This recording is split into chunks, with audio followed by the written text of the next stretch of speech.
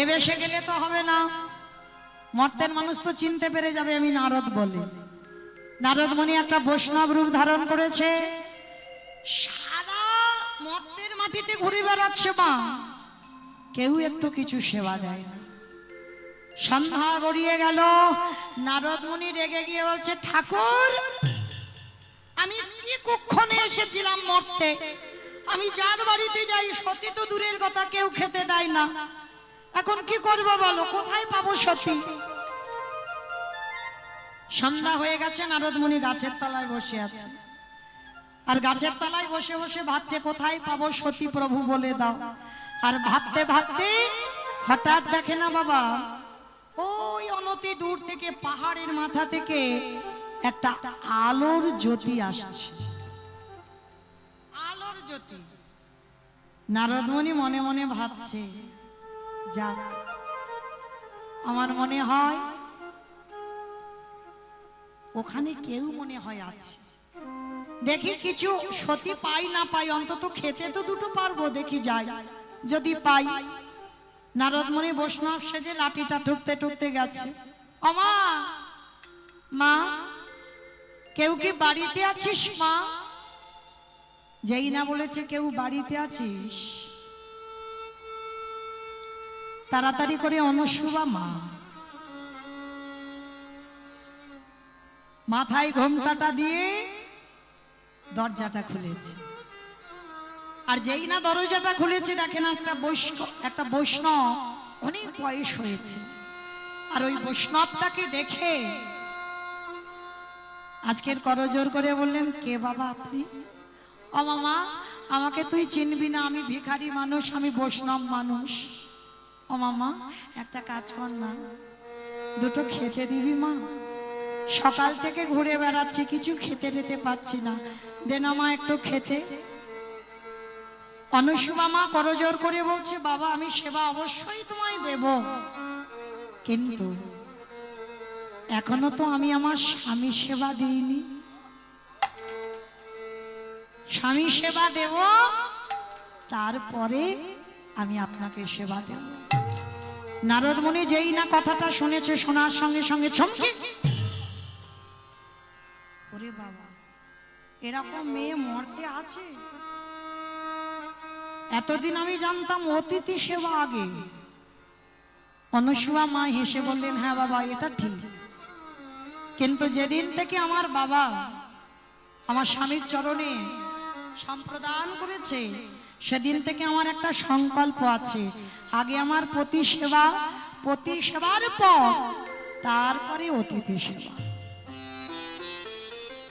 নারদ মুনি মনে মনে ভাবছে, তাহলে তো এই মেয়ের চরিত্রটা দেখতে হয়, এর স্বভাব কেমন, এর আচরণ কেমন, এ সারাদিনে কি কি কাজ করে।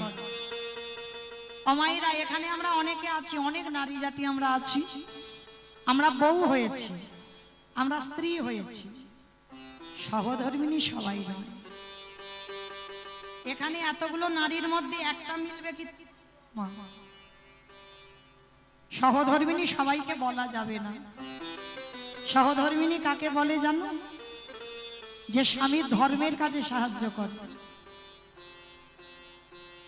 কিন্তু স্বামী যে ধর্মের পথে থাকবে সেরকম স্বামী খুঁজে পাওয়া মুশকিল। কে গো ভাইরা, শুধু আমাদের দোষ দিলে হবে?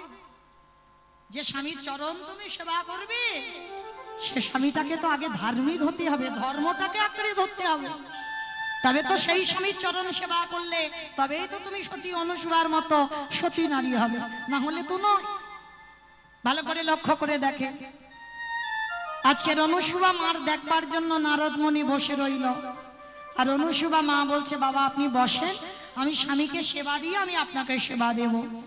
স্বামী সেবা দিয়েছে, সেবা দিয়ে এইবার অতিথিরূপী নারদ তো অতিথিরূপে এসেছে, নারদের সেবার ব্যবস্থা করেছেন, আর ব্যবস্থা করে পাশে বসে বসে অনুসুবা মা পাখার বাতাস করছে।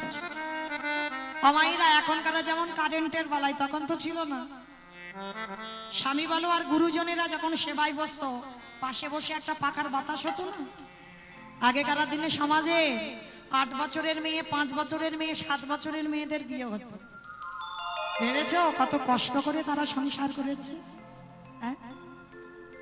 তো আজকে সেই অনুসুবা মা পাকার বাতাস করছে আর নারদকে বলছে, বাবা আপনি এত বয়সে ভিক্ষা করছেন, আপনার কেউ নেই? নারদ মুনি ছলনা করে বলছে, মনে মনে ভাবছে আমাকে তো সত্যি কথা বলা যাবে না, মিথ্যাটা বলতে হবে। ছলনা করে নারদ বলছে, মা একদিন আমার সব ছিল, কিন্তু সব আজ আমার কেউ নেই। আমার আপন বলিতে কেহ নাই জগতে, আমার মা মা।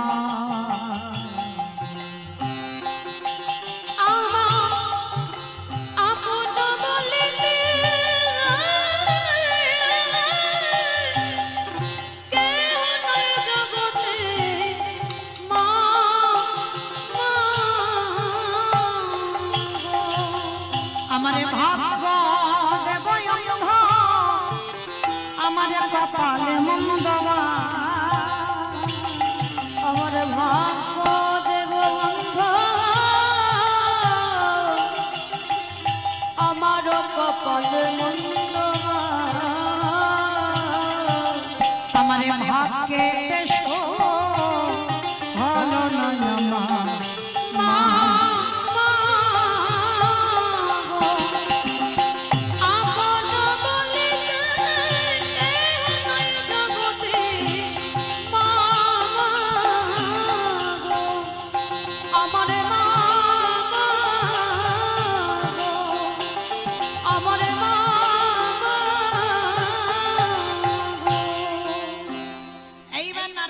বলছে, মা একটা কাজ কর। আমি বুঝতে পেরেছি মা, তোকে কি আমার এখানে থাকতে দিতে অসুবিধা হবে? বলে, না মা, যতদিন ইচ্ছা বাবা ততদিন তুমি আমার এখানে আশ্রয় থাকো। নারদ মুনি তো মনে মনে করছে, বাবা উনি তো থাকতে যায়নি, মনে মনে ভাবলো আমি আজকে রাতটা থাকবো, আর রাতটা থেকে আমাকে দেখতে হবে ওই মেয়েটা সারা রাতে কি কি কাজ করে। স্বামী সেবা দিয়েছে, স্বামী সেবা দিয়ে স্বামী শয়নে গেছে, স্বামী শয়নে যেতে পদ সেবা করলো, স্বামী ঘুমিয়ে পড়লো। আর স্বামী যখনই ঘুমিয়ে পড়লো, কিছুক্ষণ পরে অতিথি আপ্যায়ন করে অনুসুয়া মা শয়নে গেছে।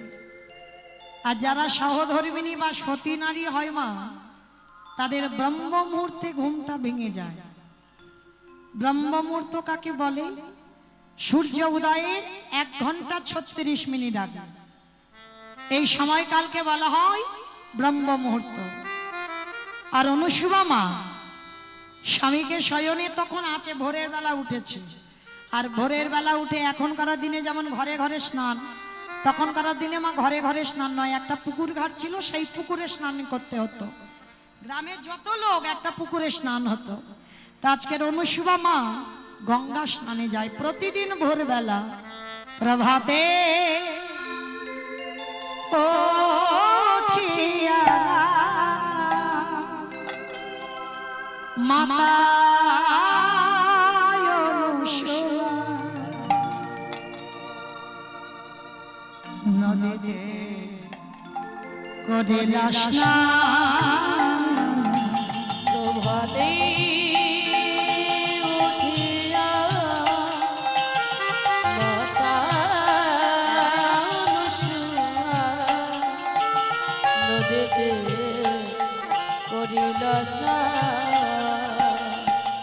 প্রভাতে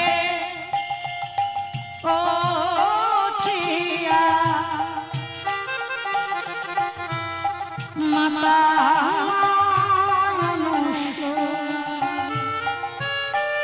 নদীতে করিলা স্নান। প্রভাতে উঠিয়া মাতা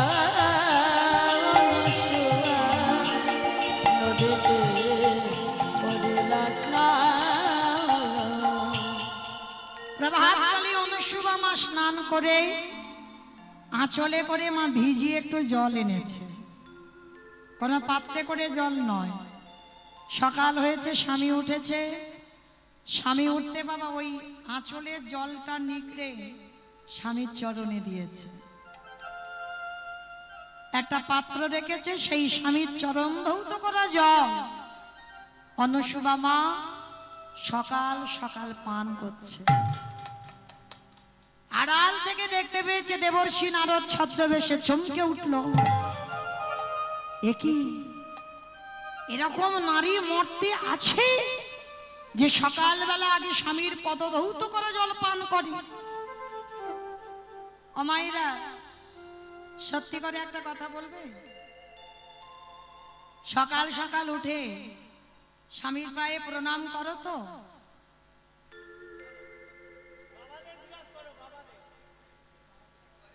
সারাদিনে 10টা? দাদা ভাই বলছো সারাদিনে 10টা।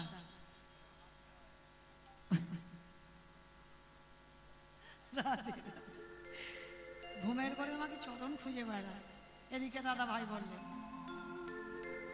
কিন্তু মায়েরা একটা কথা বলি, অনেক মায়েরা বলে ওই যে বৈশাখ মাসে পয়লা বৈশাখে একদিন সেরে নিলে সারা বছরের কাজ হয়ে যায়।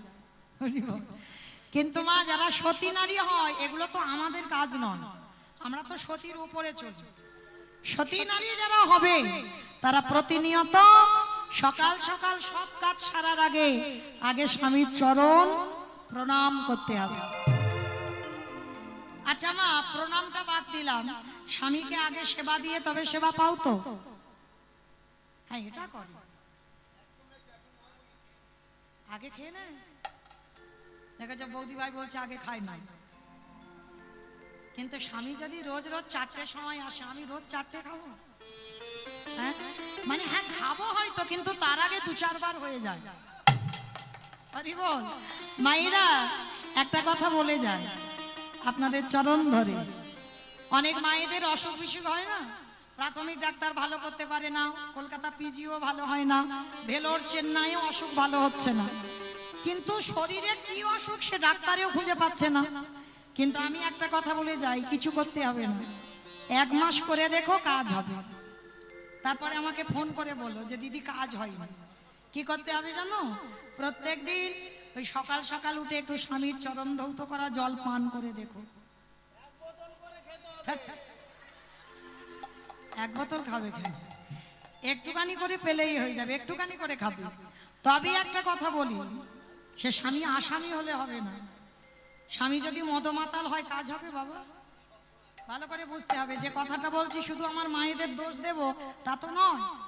যে স্বামীর চরণ ধৌত করা জল পান করলে আমি সুস্থ হব, তাহলে আগে তো বাবা স্বামীটাকে সেইভাবে তৈরি হতে হবে। সে যদি বাবা সারাদিন মদ খেয়ে এসে রাত্রিবেলা হরি বল হয়ে যায়, আর সকালবেলা উঠে সেই স্বামীর পা ধুয়ে কিছু খেলে কাজ হবে? ও আরো নরকে যাবে, বই কিছু ভালো হবে। স্বামীকে সেইভাবে তৈরি হতে হবে যেটা ছিল অত্রিমণি, মানে সতী অনুসুবার স্বামী। অত্রিমণি তেমন স্বামী ছিল যার চরণ ধৌত করা জল প্রতিনিয়ত অনুসুবা মা পান করে, স্বামী আজ্ঞা ছাড়া, স্বামী অনুমতি ছাড়া কিছু কর্ম করে না। আজকের অত্রিমণি বলছে, অনুসুবা আজ আমার মনের ইচ্ছা, তুমি আমার কাছে কিছু চাও। অনুসুবা বলছে, স্বামী চাওয়ার তো আমার একটাই জিনিস, তুমি তো ভালো করে জানো, আমার অন্তিম সময় পর্যন্ত যেন তোমার চরণ সেবা করতে পারি। অনুসুবা ওটা তো আছে, আর অন্য কিছু চাও? বলে না স্বামী, আমার আর জীবনে কিছু চাওয়ার নেই, চাইবো তোমার সেবা করবার জন্য, এটুকু, আর কিছু নয়।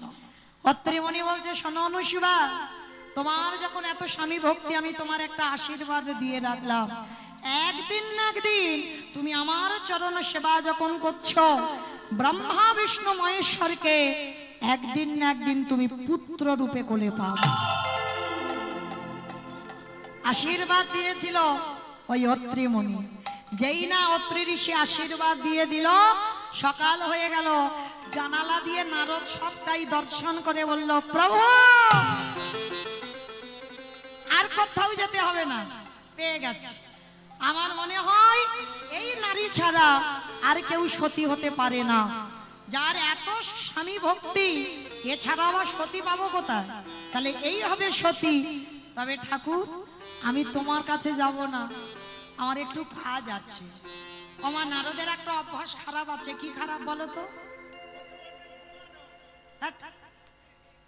লাগান ভাগান। আমরা মাঝে মাঝে বলি না, তুই কি নারদ হয়েছিস? ওর কথা নিয়ে ওর কানে লাগাচ্ছিস আর তার কথা নিয়ে তার কানে লাগাচ্ছিস। হ্যাঁ, এটা নারদের অভ্যাস। তো মনে রেখো মা, নারদমণি সকালবেলা চলে যাবে, যাওয়ার সময় অনুসুবা মাকে আশীর্বাদ দিল, মা তোর সেবাই বড় তুষ্ট। আমি আশীর্বাদ দিলাম, একদিন না একদিন ওই ত্রিদেব তোর দরজায় বন্দী হয়ে যাবে। আজকে স্বামী যে আশীর্বাদ দিল, আর আজকে নারদমণিও ছলনা করে সে একই আশীর্বাদ দিল। এইবার নারদমণি মনে মনে ভাবছে, দাঁড়াও, আমার একটা কাজ আছে। কি কাজ? ও মাইরা, নারদের বাহনটা কি গো? ইঁদুর। ইঁদুর। ঢেকি বাবা, ঢেকি। ও বাবা ঢেকি রে, চলে না রে বা ব্রহ্মলোকে যা। বাবা ঢেকি রে, চলে না রে বা ব্রহ্মলোকে যা। বাপে ঢেকি রে, চলে না রে বা ব্রহ্মলোকে যায়। বাবা ঢেকি রে, চলে না রে বা ব্রহ্মলোকে যা। বাবা ব্রহ্মলোকে গিয়ে আমি সাবিত্রীর প্রণামে জানাবো না। ব্রহ্মলোকে গিয়ে আমি সাবিত্রীর প্রণামে জানাবো। বাবা ব্রহ্মলোকে গিয়ে আমি সাবিত্রীর প্রণামে জানাবো না। ওই ব্রহ্মলোকে গিয়ে আমি সাবিত্রীর প্রণামে জানাবো। বাপে ঢেকি রে, নিতাই বলো হরি বলো হরি বলো। ব্রহ্মলোকে যায়। বাবা ঢেকি রে, চলে না রে বা ব্রহ্মলোকে যাই। বাবা ঢেকি বস। এইবার নারদমণি প্রথমে গেছে বাবা ব্রহ্মলোকে, মানে ব্রহ্মলোকে গিয়ে ব্রহ্মাস্ত্রী সাবিত্রী মার কাছে গেছে। মা, মা গো, বড্ড খিদে পেয়েছে, তাড়াতাড়ি খেতে দাও, পেটের ভিতরে যেন আগুন জ্বলছে, তাড়াতাড়ি খেতে দাও, তাড়াতাড়ি খেতে দাও। মা সাবিত্রী অনেক কিছু রান্না বান্না করেছে, রান্নার পারসটা সাজিয়ে নারদকে সেবা দিয়েছে। সেবা দেওয়ার পর নারদ প্রসাদ পাওয়ার পরে বলছে, নারদ, অনেকে আছে না মা, সেবা দেওয়ার পরে জিজ্ঞেস করে না, বলে রান্না টান্না মোটামুটি ভালো হয়েছে তো, কি মা জিজ্ঞেস করে না? তা সাবিত্রী মা যেই না জিজ্ঞেস করেছে, নারদ প্রসাদ তো পেলে, ও নারদ কিরকম প্রসাদের স্বাদ টাদ হয়েছে, মোটামুটি রান্না ভালো হয়েছে তো? নারদ মুচকি মুচকি হেসে বলছে, এইবার দেখো কি করি। বলে, মা হয়েছে, কিন্তু সেই মর্তধামের অনুসুয়া মার মতো নয়। ও মায়েরা, একটা পুরুষ একটা পুরুষকে যত না হিংসে করে, একটা নারী একটা নারীকে বেশি হিংসে করে। ভুল বললাম? হয়তো তোমার স্বামী কলকাতায় কাজ করে, কাজে থেকে ফিরছে, ফেরার সময় একটা সুন্দর রূপবতী নারী দেখেছে। রাত্রিবেলা তোমার কাছে যখন ঘুমাতে গেল আর গল্প করছে, জানো মৌমিতা, আজকের কলকাতা থেকে আসছিলাম না বাসে করে, একটা সুন্দর মেয়ে দেখলাম, তার মাথার কি লম্বা বেনি, আর আমি অবাক হয়ে গেলাম তার দিকে তাকিয়ে। এই রকম যদি এসে বলে, কি গো কি হবে? থাকতে তো মানতে সেখানে, এলে কেন আমার বাড়িতে? কি মা বলবে না? একটা নারী একটা নারীকে হিংসে করে, একটা পুরুষকে অত করে না, একটা নারী একটা নারীকে যত করে। তাই বা যেই না সাবিত্রী শুনেছে আমার থেকে মর্তধামের একটা মেয়ে অনুসুয়ার রান্না ভালো, সাবিত্রী রেগে গিয়ে বলছে, নারদ, আমি ব্রহ্মাস্ত্রী, আমি রান্না করেছি, আমার থেকে একটা মর্তধামের মেয়ে ভালো রান্না করে? দেখাচ্ছি মজা দাঁড়া, তোকে এক্ষুনি ওই যজ্ঞ অগ্নিতে একেবারে বিসর্জন দেব। যেই না মা সাবিত্রী রেগে রণচণ্ডী হয়ে গেছে, সঙ্গে সঙ্গে নারদমণি ওখান থেকে বেরিয়ে বলছে, বাবা ঢেকি, আর এখানে থাকা যাবে না, এখানে আগুন দাউ দাউ করে জ্বলছে, চল। বাবা ঢেকি রে, চলে না রে বা শিবলোকে যাই। বাবা ঢেকি রে চলে না রে বা শিবলোকে যাই। ও বাপে ঢেকি রে চলে না রে বা শিবলোকে যাই। ওই না শিবলোকে গিয়ে আমি পার্বতীর প্রণামে জানাই। শিবলোকে গিয়ে আমি পার্বতীর প্রণাম জানাই। ঢেকি রে চলে না রে বা শিবলোকে যাই। বাবা ঢেকি রে চলে না রে বা শিবলোকে যাই। একেবারে নারদ মুনি। আমার ঢেকির খুব কষ্ট, সে বলার আগে বসে পড়েছে। বাবা ঢেকি বস। এইবার যেই না আজকের শিবলোকে গিয়ে মা ওই একই কথা মা দুর্গা পার্বতীকে ডেকেছে, মা ও মা, আমার বড্ড খিদে পেয়েছে, তাড়াতাড়ি খেতে দাও খেতে দাও। মা দশভুজা দুর্গা 10 হাতে রান্না করেছে, নারদকে খেতে দিয়েছে। বলে বাবা নারদ কিরকম স্বাদ হলো রান্না? বলে মা হলো, কিন্তু ওই অনুসুয়া মান মতো ঠিক রান্নাটা হয় অপদার্থ। আমি দশভুজা দুর্গা, আমি 10 হাতে রান্না করেছি, আমার থেকে ভালো রান্না কেউ করতে পারে না। আর তুই কিনা বলছিস মর্তধামের একটা মেয়ে ভালো রান্না করে? দেখাচ্ছি তোর দাঁড়া, এক্ষুনি ত্রিশূলটা নিয়েছে এক ধারে এক। নারদ মুনি বলে বাবা ঢেকি, এখানেও আগুন জ্বলে উঠেছে, মানে 2 জায়গায় আগুন দাউ দাউ করে জ্বলছে। বাবা ঢেকি রে চলে না রে বা বৈকুণ্ঠেতে যাই। বাবা ঢেকি রে চলে না রে বা বৈকুণ্ঠেতে যাই। ও বাবা ঢেকি রে চলে না রে বা বৈকুণ্ঠেতে যাই। ওগো বৈকুণ্ঠেতে গিয়ে আমি লক্ষ্মীরে প্রণামে জানাই। বৈকুণ্ঠেতে গিয়ে আমি লক্ষ্মীর প্রণাম জানাই। বাবা ঢেকি রে চলে না রে বা বৈকুণ্ঠেতে যাই। বাবা ঢেকি রে চলে না রে বা বৈকুণ্ঠেতে যাই। নারায়ণ নারায়ণ নারায়ণ। বস বাবা ঢেকি। মা লক্ষ্মীর কাছে গিয়েছে, ওই একই কথা। ও মা, মা গো বড্ড পেটটা জ্বলছে, তুমি তাড়াতাড়ি কিছু একটা খাবার টাবারের ব্যবস্থা করো, আমার এত খিদে কোনোদিন পাইনি। ও মা তাড়াতাড়ি খেতে দাও, তাড়াতাড়ি মা লক্ষ্মী বলছে দাঁড়া বাবা দাঁড়া, আমি দেখছি কি করা আছে। মা লক্ষ্মী ডালা সাজিয়ে নারদকে দিয়েছে। নারদ কিরকম খেলে? বলে মা খেলাম, কিন্তু সেই অনুসুয়া মার মতো হয়। যেই না এই কথা বলা মা লক্ষ্মী তো রেগে গেছে। অপদার্থ, আমি যে বাড়িতে না যাই, যে রান্নাশালে না যাই, রান্নাই ভালো হয় না। লক্ষ্মী থাকলে তবে তার রান্না স্বাদ হয়। আর তুই কিনা বলছিস আমার থেকে মর্তের একটা মেয়ে ভালো রান্না করে? দেখাচ্ছি মজা তোর দ্বারা, এক্ষুনি একেবারে। যেই না লক্ষ্মী মারতে উদ্ধত হয়েছে, নারদ মুনি বলছে বাবা ঢেকি আমার কাজ হয়ে গেছে, 3 জায়গায় আগুন যখন জ্বালিয়ে দিয়েছি, চল এবার প্রভুর চরণে চলে যাই। নারদ মুনি ভগবানের কাছে গিয়ে চলে পৌঁছে গেছে। আর এদিকে 3 দেবী এক জায়গা হয়েছে, মা লক্ষ্মী, মা সাবিত্রী, মা দুর্গা এক জায়গা হয়ে এখন আলোচনায় বসেছে। আরে দিদি, নারদ এসেছিল? আরে তোর কাছে এসেছিল? হ্যাঁ। এইবার যেই না বলেছে নারদ এসেছিল, বলে আমাকে যা কথা বলেছে তোদেরকে সেই একই কথা বলেছে।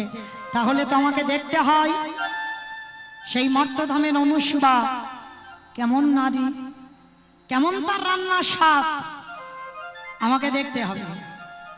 কি করে আমায় খেতে দিতে পারে, কি করে আমার উদর ভর্তি করতে পারে। আমিও মহামায়া, আমিও দেখতে চাই আমার ছলনাতে কি করে ও উত্তীর্ণ হতে পারে। এবার জগৎজননী মা তো নাম তো এমনি চণ্ডী, আরো তো রেগে চণ্ডী হয়ে গেছে, আমার থেকে ওর প্রশংসা বেশি হলো। এইবার সেই মহামায়া একটা ব্রাহ্মণ বেশ ধারণ করে অনুসুয়া মার বাড়িতে গিয়ে ভিক্ষাং দেহি, যেই না ভিক্ষাং দেহি বলেছে অনুসুয়া মা দরজায় এসেছে। মহামায়া রূপী ব্রাহ্মণ বললেন, মা অনুসুয়া, তোর বাড়িতে এলাম, কিছু সেবা দিবি মা? অনুসুয়া বলছেন, বাবা অবশ্যই দেব, কিন্তু এখন তো আমার স্বামী সেবা হয়নি। অসম্ভব, আগে অতিথি সেবা, তারপরে স্বামী সেবা। আমি জানি আপনি রেগে যাবেন না, আমি জানি আগে অতিথি সেবা, কিন্তু যেদিন থেকে বিয়ে হয়েছে সেদিন থেকে আমার সংকল্প আছে, আগে আমার স্বামী সেবা, তারপরে অন্যান্য কর্ম আমার জীবনে। স্বামী সেবা ব্যতীত আমি কোনো কর্ম জানি না। তাতে যদি আপনি আমাকে অভিশাপও দেন আমি মাথা পেতে নেব, কিন্তু স্বামী সেবার বাইরে আমি কোনো সেবা করি না।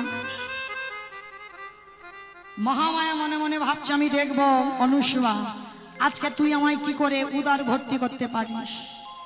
এদিকে অত্রিমণি শুনতে পেয়ে বলছে, অনুসুয়া একটা কাজ করো না, তুমি কৃপা করে একটা দিন, আমি নয় পরেই পাবো প্রসাদ, তুমি ওই ব্রাহ্মণকে আগে একটু দাও।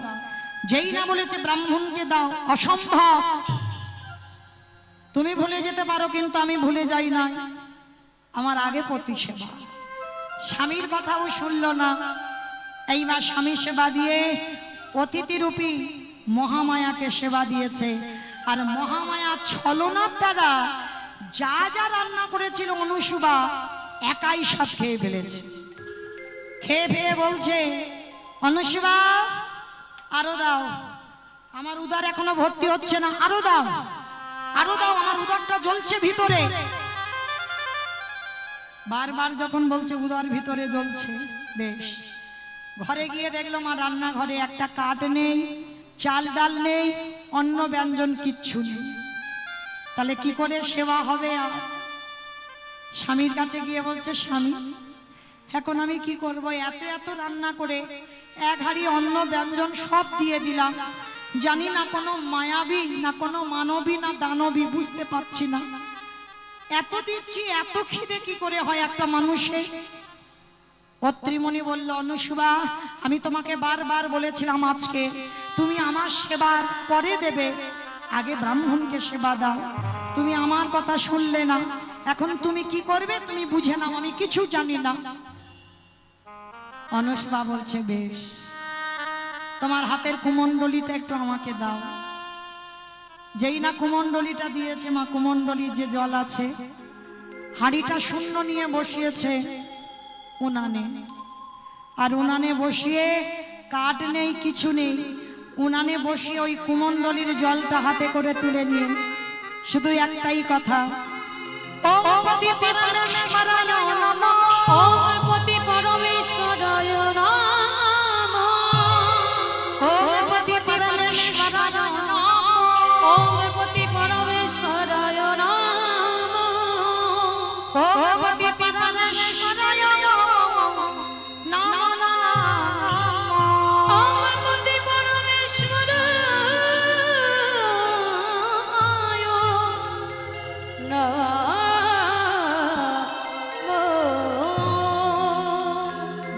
জলটা নিয়ে বাবা ওই শূন্য হাঁড়িতে দিল, চাল ডাল অন্ন ব্যঞ্জন কিছু ছিল না, একেবারে পরিপূর্ণ হয়ে গেল। চমকে উঠল অনুসুয়া মা, এটা কি করে হলো?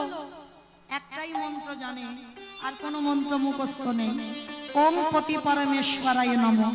এই মন্ত্র দিয়ে অন্ন ব্যঞ্জন পরিপূর্ণ। আর এইবার অন্ন ব্যঞ্জন নিয়ে মহামায়া রূপী ব্রাহ্মণকে সেবা দেয়। যত চাইছে অনুসুয়া তত দিচ্ছে, আর হাঁড়ি ফুরাচ্ছে না। এইবার মহামায়া খেতে খেতে নিজেই ক্লান্ত হয়ে পড়েছে। ক্লান্ত হয়ে আসনে বসে অন্তর্ধ্যান হয়ে চলে গেল। আর যেই না অন্তর্ধ্যান হয়ে চলে গেল, অনুসুয়া চমকে উঠেছে, কি একে একে এমন এসেছিল আমার ঘরে, বুঝতে পারলাম না কোনো মানবী, না কোনো দেবী, না কোনো দানবী। স্বামীর কাছে গিয়ে বলল, স্বামী আমি ঠিক ধরেছিলাম, ও কোনো মানবী নয়। বেশ, এইবার অনুসুয়া বলছে, স্বামী গো রান্না করবো, একটুও কাঠ নেই, তুমি একটু জঙ্গলে যাও না, একটু কাঠ এনে দাও না। আর এদিকে কি করেছে বাবা, তিন দেবী এক জায়গা হয়ে আলোচনা করছে। এটা কি করে হতে পারে? একটা মর্তধামের মেয়ে, তার এত ক্ষমতা কি করে হতে পারে? সামান্য পতি সেবা করে আমার মতো মহামায়াকে হারিয়ে দিল। তাহলে তো আবার দ্বিতীয়বারে পরীক্ষা নিতে হয়, আবার দ্বিতীয়বারে দেখতে হয় ওর কত শক্তি, ওর কত ক্ষমতা। আমি দেখতে চাই ও কি করে আজকে আমার পরীক্ষায় উত্তীর্ণ হতে পারে। আবার দ্বিতীয়বারে পরীক্ষা শুরু করলো মহামায়া। পত্রিমণি জঙ্গলে কাঠ আনতে গেছে। অমায়েরা, এই কাঠ আনতে গিয়ে কিছু শুকনো কাঠ নিয়ে যখনই কাঠটা মাথায় তুলেছে, সঙ্গে সঙ্গে মহামায়ার মায়াতে শরীরের বল ক্ষমতা ক্ষীণ হয়ে গেল। যখনই বল ক্ষমতা ক্ষীণ হয়ে গেল, আর চলতে পারে না, আর কথা বলার শক্তি নেই। কি আমার শরীরে এত বল ক্ষমতা ছিল, হঠাৎ সবকিছু চলে গেল কেন? আমার শরীরের বল ক্ষমতা কোথায় চলে গেল? কাঠের বোঝাটা নিয়ে আসছে, আর আস্তে আস্তে ওদিকে মহামায়া ছদ্মবেশে রাস্তার পাশে ধ্যানস্থ হয়ে বসে আছে। আর অত্রিমণির শরীর যখনই ক্ষীণ হয়ে গেল মহামায়ার মায়াতে, আর শরীর ক্ষীণ হতে ওই কাঠের বোঝাটা মহামায়ারূপী সাধুর অঙ্গে পড়ে গেল। যখনই সাধুর অঙ্গে পড়ে গেল, মহামায়ারূপী সাধু রেগে গিয়ে বললেন, ওরে অপদার্থ, তোর এত বড় স্পর্ধা, তোর এত বড় সাহস, তুই কিনা আজকের আমার তপস্যায় ব্যাঘাত ঘটালি। আমি তোকে এই মুহূর্তে অভিশাপ দিলাম, আমার তপস্যা ভঙ্গ করার অপরাধে অভিশাপ দিলাম, তোর সর্বাঙ্গে হয়ে যা গলিত কুষ্ঠ ব্যাধি। আছাড় খেয়ে পড়লেন সাধুর অঙ্গে।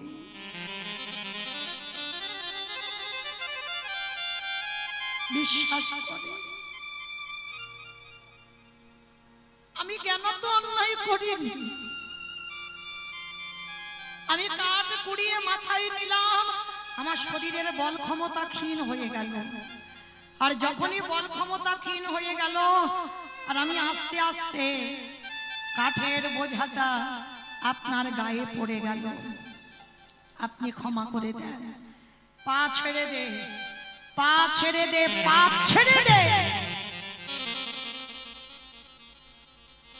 সাধু বাক্য অমান্য করলি, সাধুর তপস্যা ভঙ্গ করলি, আমি তোরে অভিশাপ দিলাম। শুধু তোর গলিত কুষ্ঠ ব্যাধি হবে না, আমি অভিশাপ দিলাম তোর মাত্র 1 মাস আয়ু। আর 1 মাস পর যখনই আকাশে সূর্য উদয় হবে, তৎক্ষণাৎ তোর অপঘাতে মৃত্যু হবে। না বলো না, বলো না ওই কথা। অভিশাপ দেওয়ার সঙ্গে সঙ্গে সর্বাঙ্গে অত্রিমুনির ভরে গেল বড় বড় ফসকা। এই কুষ্ঠ ব্যাধিটা কেমন হয়? প্রথমে বাবা বড় বড় ফসকা পড়ে, আর ফসকা পড়ে সেইটা পুঁজ রক্তে ভর্তি হয়ে যায়। সেই ফসকা যখন ফেটে যায়, গায়ে থেকে পুঁজ রক্ত ঝরে ঝরে পড়ে। সঙ্গে সঙ্গে সাধুর অভিশাপে অত্রিমুনির সর্বাঙ্গে ভরে গেল গলিত কুষ্ঠ ব্যাধি। অনুসুয়া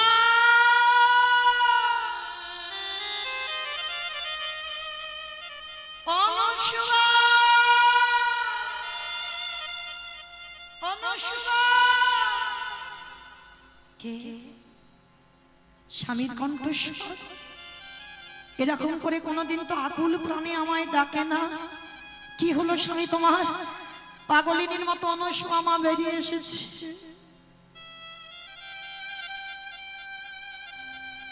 যখনই বেরিয়ে এসেছে মা, স্বামী যেই না এসে দরজায় আছাড় খেয়ে বলল, অনুসূয়ার দরজায়, স্বামী একই একই স্বামী তোমার সর্বাঙ্গেটা কি করে হলো?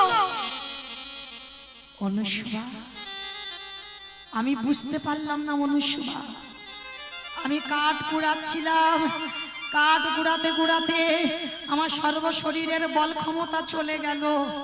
আমি কাঠের বোঝাটা নিয়ে মাথা দিয়ে আসছিলাম, আস্তে আস্তে কে যেন আমার পিছন থেকে ওই কাঠের বোঝাটা একটা সাধুর গায়ে ফেলে দিল। সেই সাধু আমায় অভিশাপ দিল, আমার সর্বাঙ্গে হয়ে যাবে কুষ্ঠ ব্যাধি। শুধু কুষ্ঠ ব্যাধি নয় অনুসূয়া, আমার মাত্র আয়ু 1 মাস। 1 মাস পর সূর্য ওঠার সঙ্গে সঙ্গে আমার মৃত্যু হয়ে যাবে। না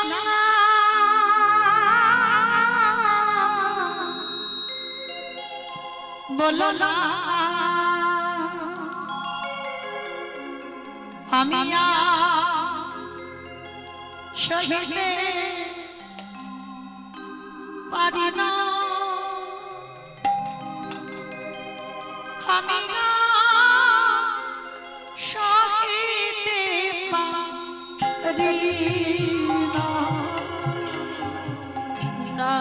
পারি না।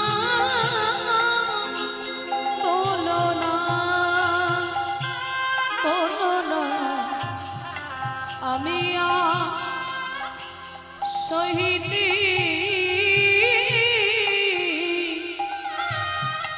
পারে না,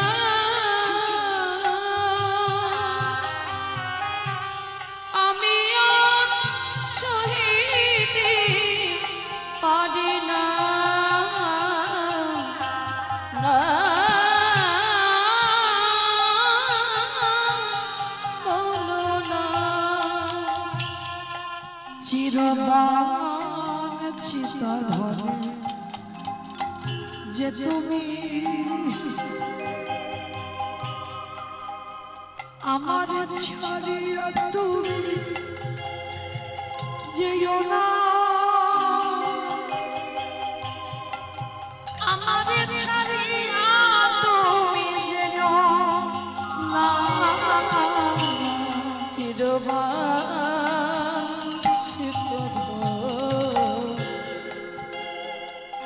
যে তুমি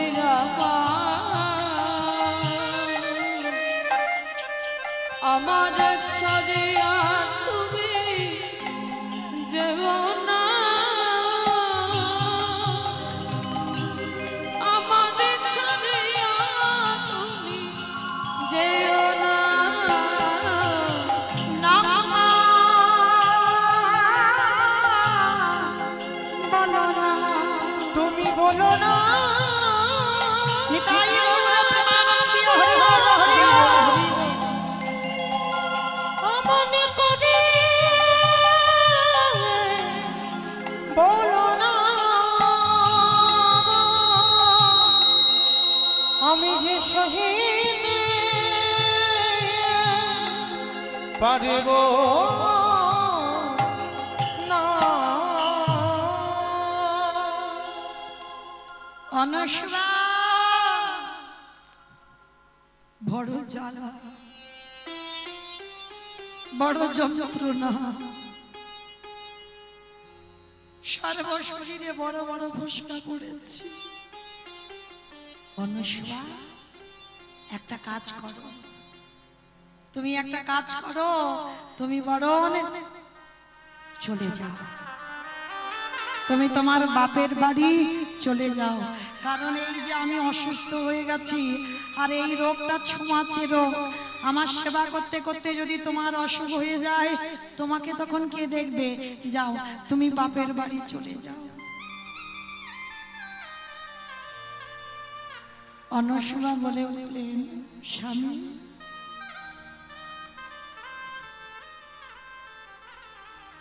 জীবনে সুখের সময় তোমার কাছে ছিল, যে কটা দিন দুঃখ থাকবে সে কটা দিন আমি তোমার পাশে থাকব। অনসূয়া তুমি কেন বুঝতে পারছো না?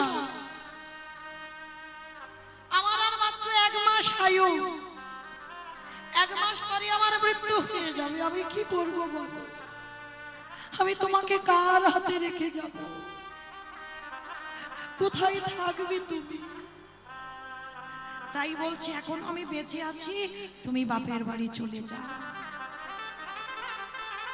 না শাশা, অনেক অনেক নারীরা আছে বাবা, শ্বশুর বাড়িতে আজীবন লড়াই করে তাদের কাটাতে হয়, আমৃত্যুকাল পর্যন্ত তাদের লড়াই চলে, তাদের জীবনে কোনোদিন সুখ হয় না। যেদিন থেকে বিয়ে হয়ে গেছে সেদিন থেকে লড়াই শুরু হবে, আর মরার আগে পর্যন্ত। তবে মনে রেখো মা, ঠিক ঠিকই যদি গোবিন্দ চরণ আঁকড়ে ধরে থাকা যায়, একদিন না একদিন তোমার ঠিক ভালো হবে। বিশ্বাসটা রাখতে হবে, বিশ্বাস হারিয়ে ফেললে হবে। এই জগতে যারা বিশ্বাস হারিয়ে ফেলে তাদের তো গৌর গোবিন্দ কৃপা হয় না, জানো মা। এই বিশ্বাসের কথা বলতে গিয়ে একটা কথা মনে পড়ে গেল। পঞ্চ পাণ্ডবদের মা ছিল কুন্তী মা, যুধিষ্ঠির, ভীম, অর্জুন, নকুল, সহদেব হিসাবে কুন্তীর 6টাই সন্তান। কুমারী বেলার একটা ছেলে আছে কর্ণ, আর হিসাবে মাতৃ 2টো সন্তান, নকুল, সহদেব। আর যুধিষ্ঠির, ভীম, অর্জুন এরা হচ্ছে কুন্তী মায়ের সন্তান। তা প্রত্যেক দিন মা কুন্তী 5টা ছেলেকে পরপর বসিয়ে খেতে দেয়। তো আজকে যুধিষ্ঠিরকে, বড় ছেলে তো যুধিষ্ঠির, তাকে খেতে দিয়েছে। তা যুধিষ্ঠির বলছে, ও মা, আজ আমার ভীম ভাইয়ের বড় খিদে, ও মা তুমি বড়, আমার ভীম ভাইকে একটু খেতে দাও। তা বলছে ঠিক আছে, তুই যখন বলছিস ভীম ভাইকে আগে খেতে দি। তা যা রান্না বান্না করেছে মা ভীমকে আগে খেতে দিয়েছে। আর যখনই ভীম খেয়েছে ওই দিন এত ভীমের খিদে ছিল, যা যা খাবার করেছে বাবা ভীম একাই সব খেয়ে ফেলেছে, আর কিচ্ছু পড়ে নেই রান্নাঘরে। মা কুন্তী রেগে গিয়ে বলছে, ভীম তোর এত খিদে, একবারের জন্য তোর মার কথা, তোর ভাইদের কথা, তোর দাদাদের কথা, কারোর কথা ভাবলি না? হ্যাঁ রে, তোর এত খাই খাই কেন রে? সব সময়ের জন্য এত খিদে কেন তো? দেখবেন মা, গ্রাম প্রতিবেশী কেউ যদি বলে তোর কেন খিদে, সহ্য হয়, কিন্তু যদি কারোর মা বলে তোর এত খাই খাই কেন, এর থেকে দুঃখ আর পৃথিবীতে কিছু হয় না। কুন্তী মার কথা শুনে ভীম বলে উঠল, মা আমি একটু খাই বলে তুমি আমার এত বড় কথা বললে, খাই খাই কেন? তবে মা আজকে আমি যখন খেয়ে ফেলেছি, বলো তুমি আমার কাছে কি চাও? ও একটু খাবার তুলনা দিয়েছি বলে তোর এত অহংকার, কি চাই বল? আর আজকে আমি তোর কাছে যেটা চাইবো তুই দিতে পারবি না। পারবো, বলো মা কি চাও? আগে ত্রিসত্য করে যা চাইবো দিবি। ত্রিসত্য করল ভীম, তাহলে দে, দিতে যদি হয় আমার একটা ধনে দে। ভীম রে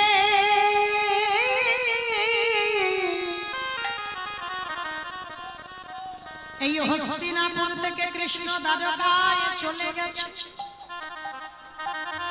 কয়েক মিনিটের মধ্যে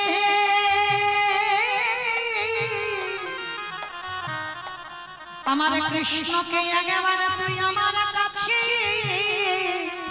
এনে দে। ওরে ভীম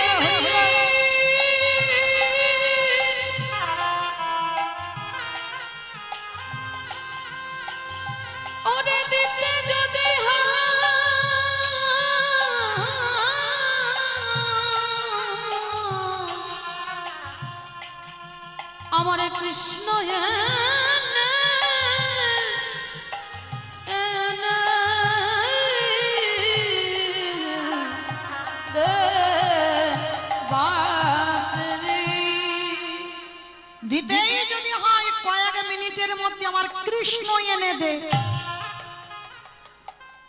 মা, জগতে এত কিছু চাইবার ছিল, তুমি অন্য কিছু চাইতে পারলে না, তুমি আমার কাছে কৃষ্ণ চেয়ে বসলে। হ্যাঁ, কয়েক মিনিটের মধ্যে এনে দে। বলে মা, কয়েক মিনিট নয়, কয়েক সেকেন্ডে আমি আনবো।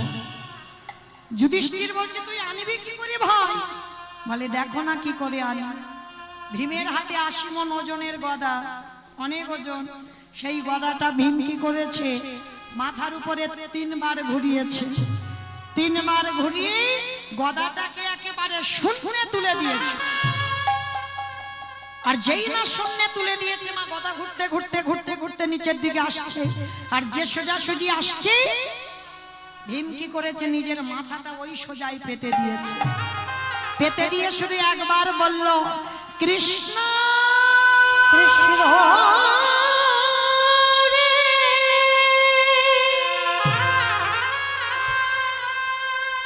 একেবারে দেখা দেখা দে। ওরে তুই নাকি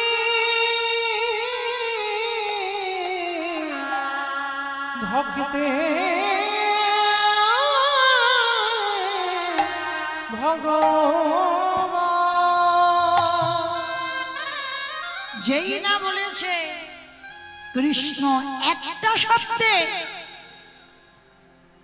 ভগবান দ্বারকায় বসতে যাবে সবে। দ্বারকা থেকে বাবা সঙ্গে সঙ্গে উঠে আবার হস্তিনাপুরে রওনা হচ্ছে। সত্যভামা রুক্মিণী বলছে প্রভু তুমি কোথায় চলে যাচ্ছ?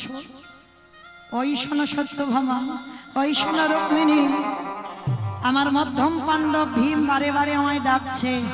আমি যদি না যাই, ভীম যদি বেঁচে না থাকে, দুর্যোধনের উরুভঙ্গ করবে কে? আমি যদি না যাই, ভীম যদি বেঁচে না থাকে, দুঃশাসনের বক্ষ চিরে রক্ত পান করবে কে? আমি যদি না যাই, ভীম যদি বেঁচে না থাকে, ধর্মরাজ্য প্রতিষ্ঠা করবে কে? আমি আসছি সত্যভামা। আমার গদাটা তো উপর থেকে উপরে দাঁড়িয়ে নেই, সে তো নিচে পড়বে, কতটুকু সময় লাগে? আর হস্তিনাপুর থেকে দ্বারকা 3 দিনের পর, একটুখানি রাস্তা নয়। তাহলে গদাটা ঘুরতে ঘুরতে মাটির দিকে পড়বে। আর ভগবান দ্বারকা থেকে শূন্যে এসে গদাটা যেই না ভীমের মাথাতে পড়তে যাবে, আগে ভগবান এসে গদাটাকে জড়িয়ে ধরে। এক হাতে গদা নিয়েছে, এক হাতে ধুলা থেকে ভীমকে তুলছে। এই আমার আসতে যদি একটু দেরি হয়ে যেত, তাহলে এই গদা তোর মাথায় পড়ে তোর অপঘাতে মৃত্যু হতো। ভীমের বিশাল বড় চেহারা, বুকে জড়িয়ে ধরেছে। কৃষ্ণ, আমার অপঘাতে মৃত্যু হতো। কৃষ্ণ রে, যে পক্ষে আমার কৃষ্ণ, সে পক্ষে রেখে কোনদিন অপমৃত্যু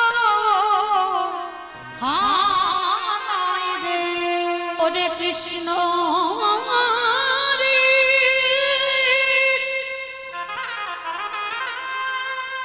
যে পক্ষে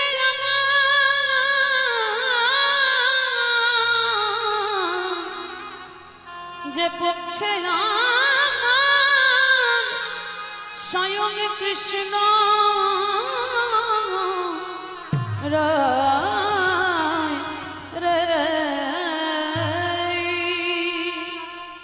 যে পক্ষে আমার কৃষ্ণ রয়, সে পক্ষের অপমৃত্যু হয় না। কৃষ্ণ এইবার বুকে যখন ভীম জড়িয়ে ধরেছে, কুন্তি এসে দেখছে ভীমের বুকে কৃষ্ণ। কয়েক সেকেন্ডে কৃষ্ণ চলে এসেছে। মা কুন্তি ভীমের চরণে হাত জড়ো করে বলল, ভীম, এতদিন জানতাম তুই কোনো কর্মের নয়, তুই শুধু খেতে জানিস, কিন্তু আজ আমি জেনে গেলাম তোর মতো করে আমার কৃষ্ণকে কেউ কোনোদিন ভালোবাসতে পারবে না। তোর যে প্রেম, তোর যে ভালোবাসা। তবে ভীম, আমি তোকে প্রণাম করতে পারবো না, কারণ প্রণাম করলে তোকে রৌরব নরকে যেতে হবে। আমি তো মা, তুই আমার সন্তান। তবে তোর কাছে আমার প্রার্থনা, তোর হৃদয়ে যে কৃষ্ণ প্রেম ভক্তিটা আছে, তুই আমায় একটু দান কর।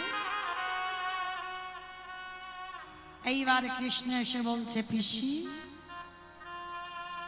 বলো তুমি আমায় ডেকেছো? হ্যাঁ ডেকেছে কৃষ্ণ। চলে যাবার সময় যে যা চাইল তাকে তাই দিলি, তা তোর পিসিকে তো কিছু দিলি না। বলো পিসি তুমি কি চাও? অন্য কিছু নয়, কৃষ্ণ রে দিতে যদি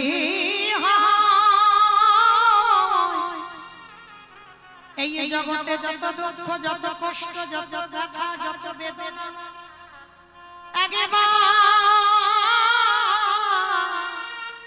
তুই আমার মধ্যে একেবারে ফিরাইয়ে দে।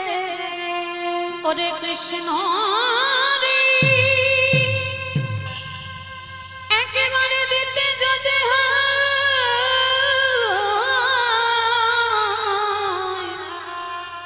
আমার যত ব্যথা সবে ফিরাইয়ে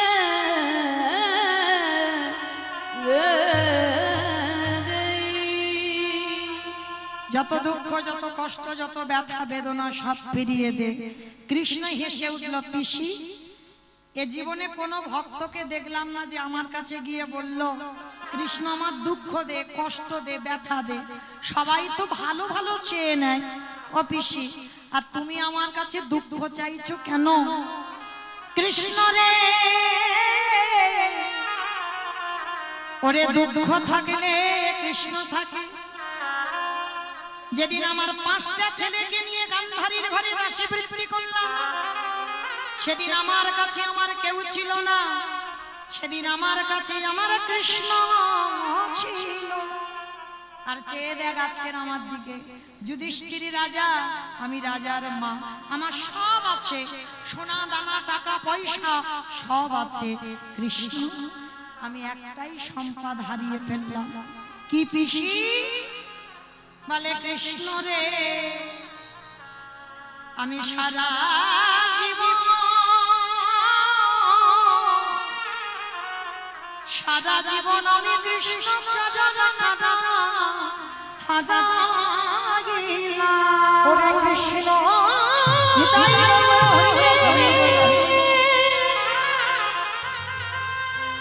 আমি যে রাজমাতা হরণে বটে, কিন্তু কৃষ্ণ চরণ হারা হয়ে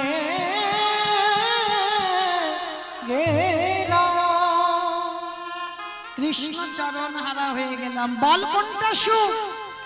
কৃষ্ণ কাছে থাকলে সুখ না কৃষ্ণ চলে গেলে সুখ? চাই না যে সুখে আমার কৃষ্ণ হারাতে হয়, আমি সেই সুখ চাই না। এটা বাস্তবে মিলিয়ে নেবেন মা। যত জীবনে দুঃখ থাকবে, কষ্ট থাকবে, কৃষ্ণ কাছে থাকবে। আর যেদিন থেকে তোমার জীবন থেকে দুঃখ চলে যাবে, তোমার কাছ থেকে চিরজনমের মতো কৃষ্ণ চলে যাবে। তাই ভগবানের কাছে প্রার্থনা করবেন, আমি যেন সারা জীবন আমি কৃষ্ণ বলে কাঁদতে পারি।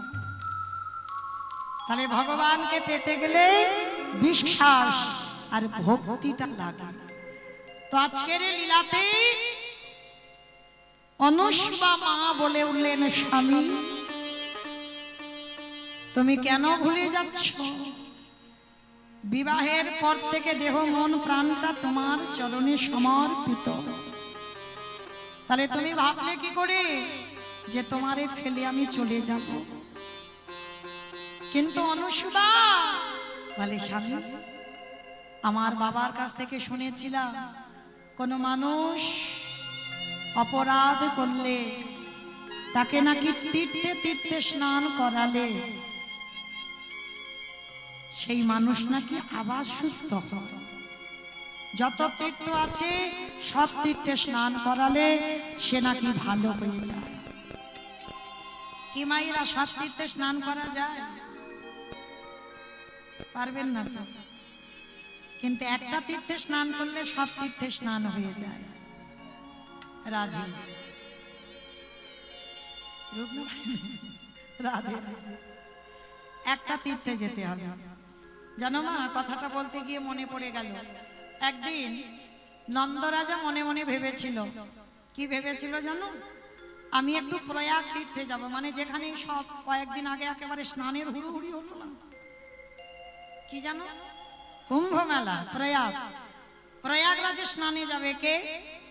না, ভগবান কৃষ্ণের বাবা নন্দরাজা স্নানে যাবে কুম্ভ মেলা, প্রয়াগ তীর্থে স্নান করবে। তার ছোট্ট ছেলে গোপাল আধো আধো করে কথা বলে, বাবা কোথায় যাচ্ছ বাবা? বলে, খোকারে, জীবনে অনেক পাপ পাপ কাজ তো করি, ওই জন্য আমি রাজা, অনেক পাপ করতে হয়, ওই জন্য সিদ্ধান্ত নিয়েছি যে আমি একটু প্রয়াগরাজে স্নানে যাব। যেই না বলেছে প্রয়াগরাজে স্নানে যাবে, দুষ্টু ছেলে গোপাল মনে মনে ভাবছে, হায় হায় হায়, যে তীর্থ সাক্ষাতে দাঁড়িয়ে আছে তাকে ফেলে আমার বাবা যাচ্ছে প্রয়াগরাজের কাছে। বলে, দেখাচ্ছি তোমার মজা, দাঁড়া। আর দেখবেন বাবা, এটা নিয়ম আছে, এটা শুধু আমার গোপাল করেছে বলে নয়, এ জগতেও নিয়ম। যদি বাবা মা তীর্থে যায় বা কেউ যদি তীর্থে যায়, তার ওই ব্যাগ ঝোলা নিয়ে একটু আগিয়ে দিয়ে আসতে হয়। হ্যাঁ, এটা নিয়ম, একটু গাড়িতে করে তুলে দিয়ে আসতে হয়।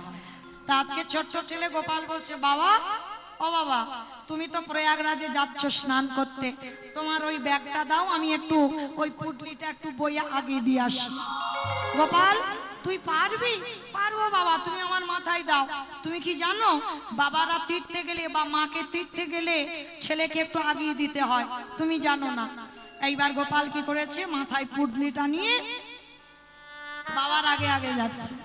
আর যেতে যেতে বাবা ঠিক রাধা কুণ্ডের তীরে দাঁড়িয়েছে। আর রাধা কুণ্ডের তীরে যেই না দাঁড়িয়েছে, হঠাৎ দেখে না একটা কালো রঙের ঘোড়া এসেছে। কোথা থেকে এসেছে কেউ জানে না, মানে ছুটতে ছুটতে টকবক টকবক করে ঘোড়াটা এসেছে। আর ঘোড়াটা এসে একেবারে গোপাল আর নন্দরাজা দাঁড়িয়ে আছে সামনে এসে ওই একেবারে রাধা কুণ্ডে স্নান করে আর ওই যে ব্রজের মাটিতে একবার ধুলাই গড়াগড়ি দিয়েছে। আর ধুলাই গড়াগড়ি দিয়ে সঙ্গে সঙ্গে কালো ঘোড়াটা একেবারে ফর্সা, মানে সাদা হয়ে গেছে। মানে নন্দরাজা সাক্ষাতে দেখছে, এটা ভগবানের লীলা, সাক্ষাতে দেখছে কালো ঘোড়া সাদা হয়ে গেল, আর সাদা হয়ে সশরীরে স্বর্গে চলে যাচ্ছে। আর যেই না স্বর্গে গেল, নন্দরাজা দেখা মাত্র গোপালকে বলছে, দাঁড়া দাঁড়া দাঁড়া, গোপাল, ও গোপাল, তুই তো অনেক ভূত ভবিষ্যৎ অনেক কিছু জানিস। নন্দরাজা জানে না তার ঘরে কে বাঁধা আছে। হ্যাঁ রে গোপাল, বল না বাবা। ওই ঘোড়াটা কালো ছিল, ডুব দিল, সাদা হয়ে গেল, আবার দেখো ওই যে মাটিতে গড়াগড়ি গিয়ে আবার যেন কোথায় অদৃশ্য হয়ে গেল। ওটা কে রে বাবা? পিতা গো, ওটা কে শুনে রাখো। ওই যে কালো ঘোড়াটা তোমার সামনে দাঁড়ালো, ওটা হলো প্রয়াগরাজ তীর্থ। ওটা প্রয়াগরাজ? বলে হ্যাঁ। বলে, প্রয়াগরাজ আজকে রাধা কুণ্ডে স্নান করলো কেন? বলে, প্রয়াগরাজের জলে তো সবাই স্নান করেছে, আর স্নান করে প্রয়াগরাজ এত অপবিত্র হয়ে গেছে, ওই জন্য এসে রাধা কুণ্ডে স্নান করেছে। আর রাধা কুণ্ডে স্নানে করে ওই ব্রজের ভক্তদের পদ ধুলায় গড়াগড়ি দিয়ে ওই প্রয়াগরাজে সকল পাপ থেকে মুক্তি পেয়ে গেল পিতা। আর মুক্তি পেয়ে ওই পাপ ছিল বলে কালো হয়ে গিয়েছিল, আর পাপ ধৌত হতে সাদা হয়ে গেল, আর সাদা হতে প্রয়াগরাজ চলে গেল স্বর্গে। ও বাবা, ওসব কথা বাদ দাও, চলো চলো এক্ষুনি যেতে হবে, তুমি তো তীর্থে যাবে, তোমাকে একটু আগে দিয়ে আসি। দাঁড়া, আজ যাবো না বাবা, খবরদার, আর আমি এক পা কোথাও কোথাও যাব না। বলে কেন বাবা? এক্ষুনি তো তুমি বায়না ধরলে তুমি পাপ তাপ করেছো, তুমি প্রয়াগে গিয়ে স্নান করলে পূর্ণ সঞ্চয় হবে, তাহলে এখন যাবে না কেন? ওরে গোপাল রে,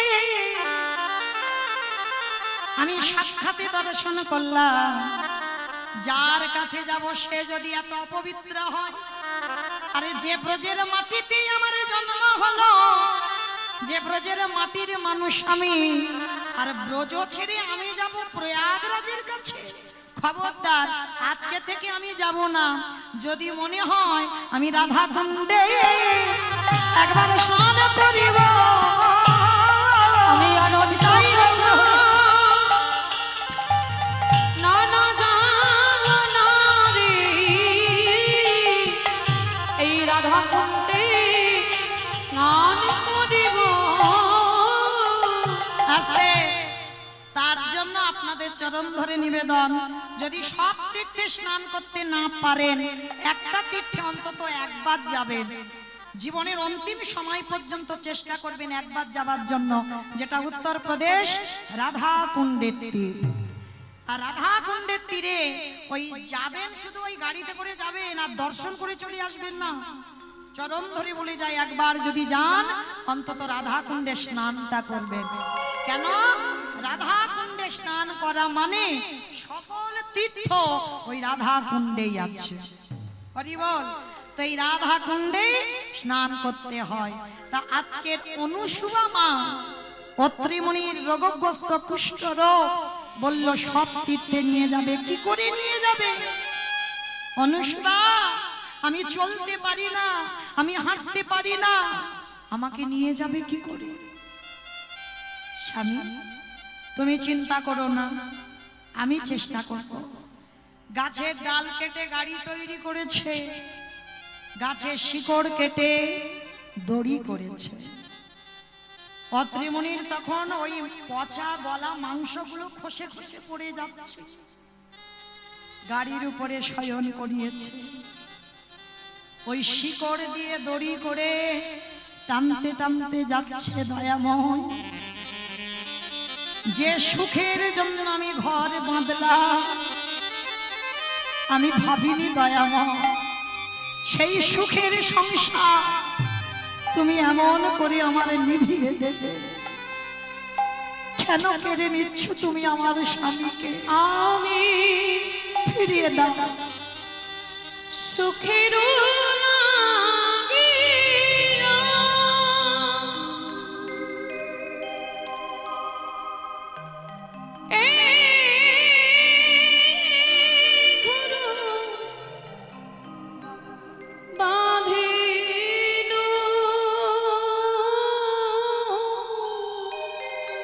কি অপরাধ করেছিলাম ঠাকুর তোমার চরণে? আনলি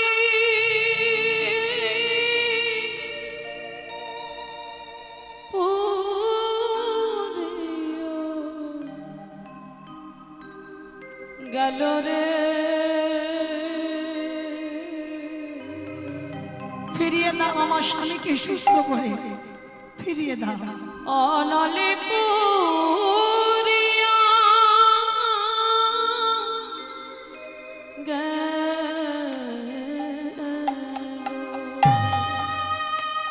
ফিরিয়ে দাও।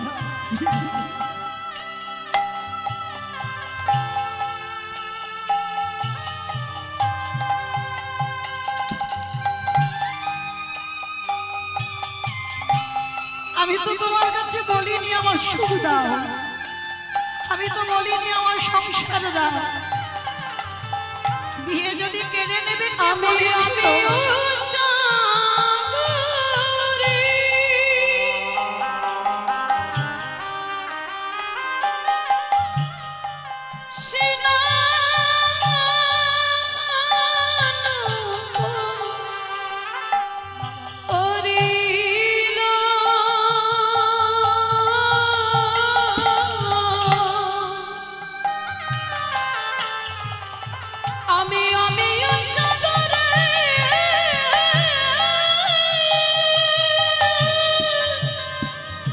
একবার ফিরিয়ে দাও আমার স্বামী।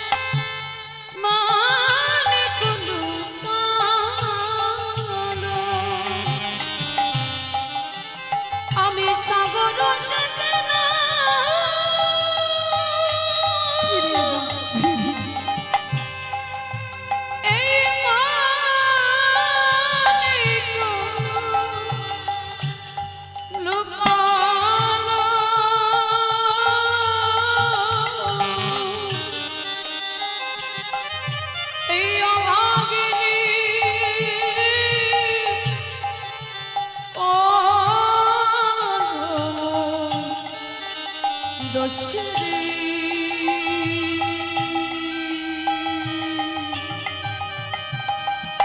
এই অভাগিনীর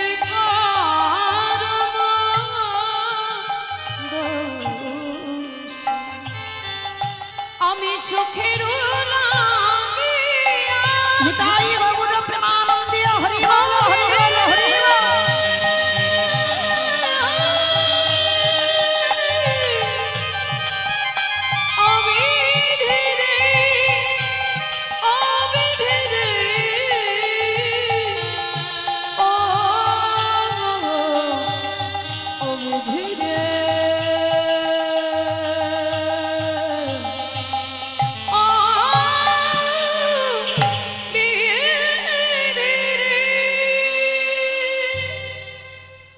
নয়নের জলে আজ জনমে দুঃখী মায়া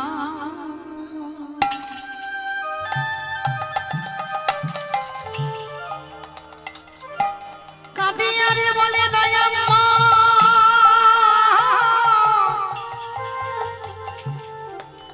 তুমি কৃপা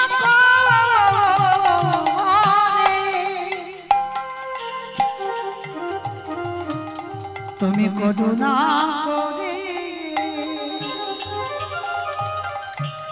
তুমি আগেবার আমার স্বামীর প্রাণ ফিরাইয়ে দাও।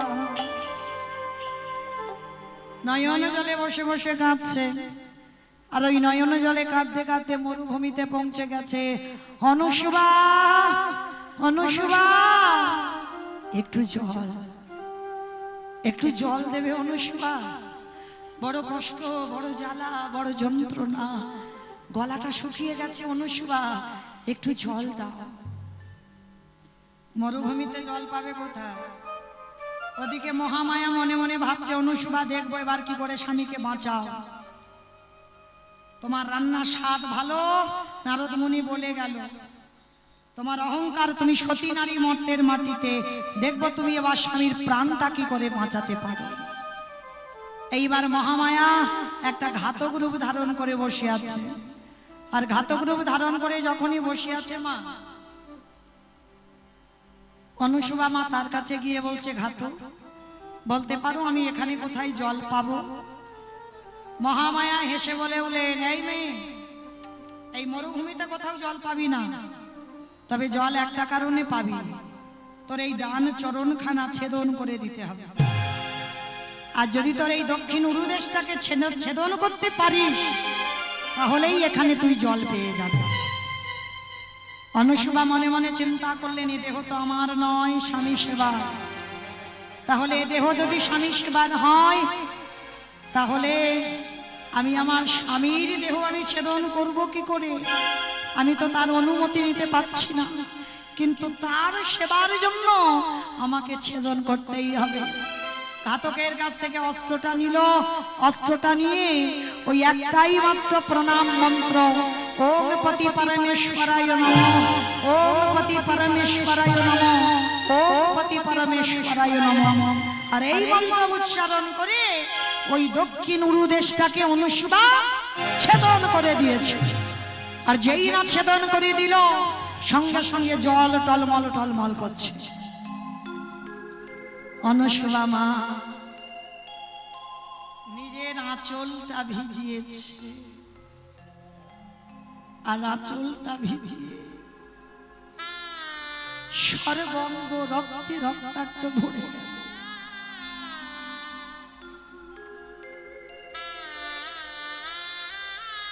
যাবে কি করে গো? মেয়েটার একটা চরণ নেই, কেটে দিয়েছে। এক পায়ে কতক্ষণ হেঁটে যাবে? বালির উপরে বুকে হেঁটে যাচ্ছে। যখনই বালির উপরে বুকে হেঁটে যাচ্ছে তপ্ত বালি আশকা পড়ে যাচ্ছে অনেকটা দূর, কিন্তু অনুসুবা আঁচলে করে জল আনছে, এনে গাছের তলায় স্বামীকে বসিয়ে রেখে গেছে। পিছনে এসে আঁচলটা নিকড়ে নিয়ে জলটা স্বামীর মুখে দিয়ে দিল।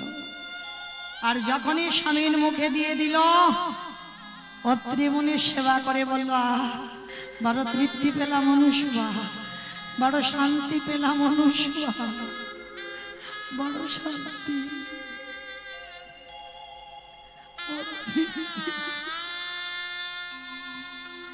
যেই না অনুসুয়ার দিকে তাকিয়েছে, দেখেন একটা চরণ নেই, সর্বাঙ্গে রক্তে রক্তাক্ত। অনুসুয়া, এটা কি হলো? এটা কি করে হলো? স্বামী, তোমার সেবার জন্য জল আনতে গেছি, জল আমি যখন পেলাম না, তোমার অমতে আমার এই চরণটা ছেদন করতে হলো। ছেদন না করলে আমি যে জল পেতাম না স্বামী। বিগড়ে দিচ্ছে অনুসুয়া, তুমি এখনো আমায় এত ভালোবাসো? আমার অঙ্গ থেকে দুর্গন্ধ, পচা গলা মাংস, তুমি একই ভাবে আমায় ভালোবাসো অনুসুয়া। একদিন যদি আমি ভগবানকে ডাকি,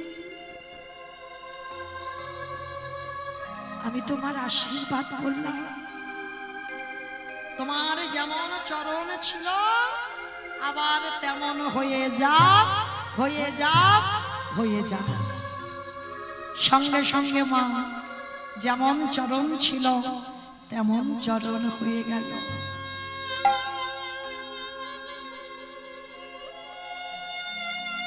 যখনই চরণটা হয়ে গেল, অনুসুয়া এবার তুমি চলে যাও। দেখতে দেখতে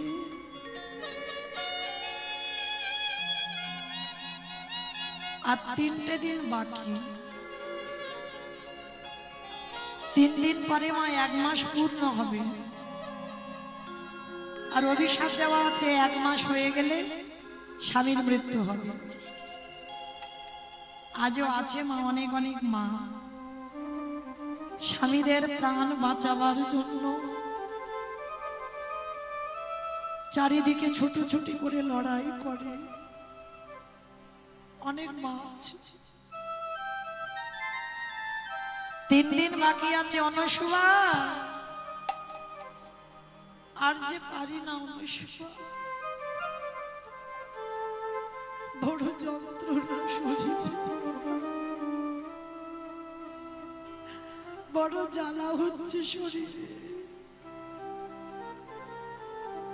অনুসুয়া, তোমার কোলের উপরে একটু মাথাটা রাখতে দেবে? অন্তত চলে যাওয়ার আগে একবার তোমার কোলে মাথাটা রাখি।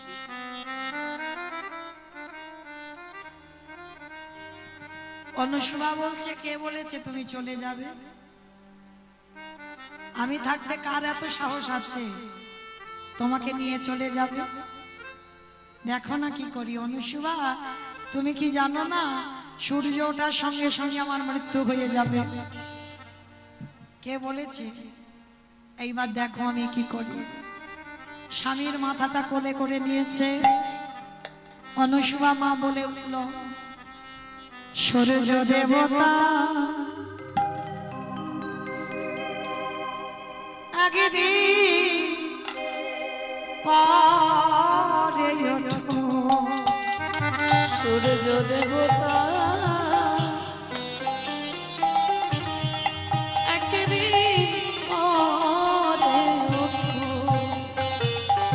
সূর্য দেবতা একদিন পরে ওঠো, সূর্য দেবতা একদিন পরে ওঠো। সতী নারী হাতের শাখা ভেঙে দিও না, সতী নারীর শীতের সিঁদুর মুছে দিও না তোমায় বলি সূর্যদেব উদয় হইও না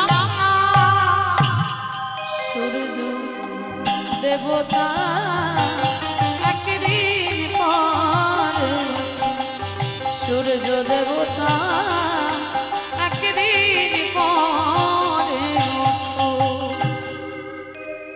স্বামীর মাথাটা নিয়ে কাঁদছে, এক সপ্তাহ হয়ে গেল আর সূর্য উঠছে না। একটা মর্তের নারীর কথায় বাবা সূর্যের পথ অবরোধ হয়ে গেছে। স্বর্গের দেবতারা সব চঞ্চল হয়ে পড়েছে, প্রভুর কাছে গেছে। প্রভু, ও প্রভু, কি হলো কোথা থেকে কেউ বুঝতে পারছি না, সূর্য তো উঠছে না, আর সূর্য যদি না ওঠে জীব জগতে কেউ বাঁচবে না। কই দেখি তো একবার গিয়ে। বৈকুণ্ঠপতি নারায়ণ ধ্যানস্থ হলো, আর ধ্যানাযোগে দেখতে পেল মর্তধামের এক মা, তার কথাই সূর্য উঠছে না। বৈকুণ্ঠপতি নারায়ণ একটা ছদ্মবেশে গিয়েছে কোথায়? সেই অনুসুবা মার কাছে।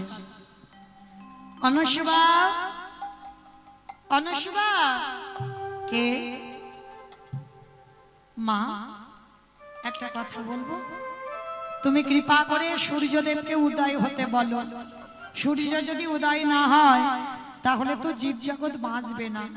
গাছপালা, সূর্য না উঠলে গাছপালা বাঁচবে, আর গাছপালা যদি না হয় তাহলে অক্সিজেন পাবো না, সব মরে যাবে।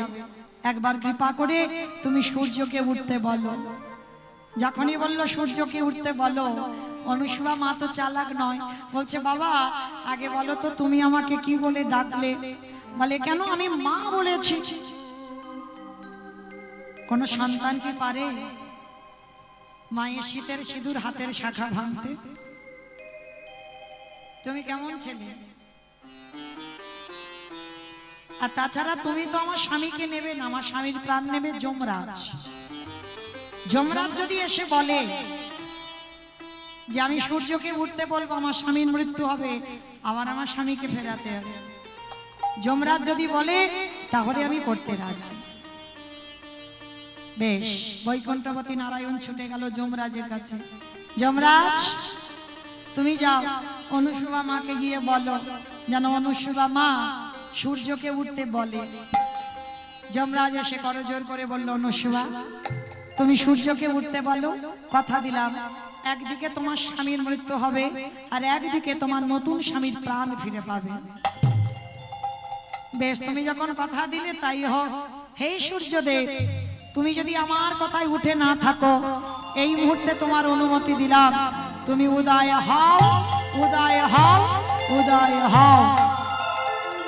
সঙ্গে সঙ্গে সূর্যদেব উদয় হলো। সূর্যদেব ওঠার সঙ্গে সঙ্গে অত্রিমুনি ছটফট করতে করতে মৃত্যু হয়ে গেল। আর একদিকে মরা স্বামী পড়ে আছে, একদিকে সুস্থ সবল স্বামী প্রাণ ফিরে পেল। যে অসুস্থ স্বামী ছিল আর নয়, সুস্থ স্বামী হয়ে গেল। এইবার সুস্থ স্বামীকে ফিরে পেয়ে যমরাজকে প্রণাম করে আমার অনুসুয়া মা ঘরে ফিরে এলো।